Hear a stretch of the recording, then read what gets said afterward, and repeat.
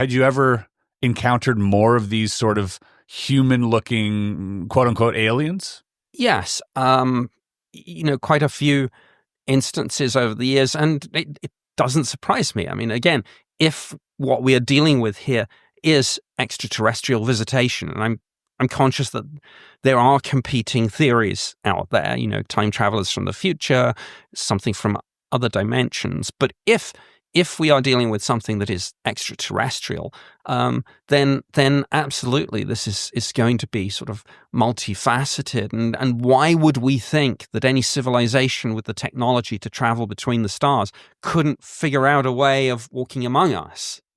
Yeah, it's unsettling to say the least. I mean, David Jacobs in those books, he'd also, hinted at the idea of like if there was some type of takeover, hypothetically, by these extraterrestrials, it wouldn't be so hostile. They'd be smart enough to sort of introduce themselves into our society without us knowing, and sort of that seems like a much more favorable way to take over the resources that we have here rather than destroy everything or enslave everyone. It's this like slow sort of integration into our society. And it points to a lot of these experiments done on board with these abductees, the genetic experiments and like what Whitley Strieber gone through and similar things to that. So, I mean, those things, potentially the fringe cases, I think fascinate me a lot more than hearing about these other type of aliens, although equally fascinating. Was there ever any witnesses that you encountered that had seen your typical alien?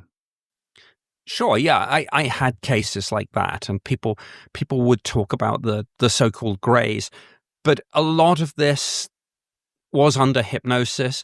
And obviously there are some issues with that in terms of false memory syndrome and just kind of cultural contamination. The image of a grey is now so firmly embedded in people's minds that it's maybe sort of almost like a default go-to thing. It's like if somebody's abducted, oh yeah, it was the greys.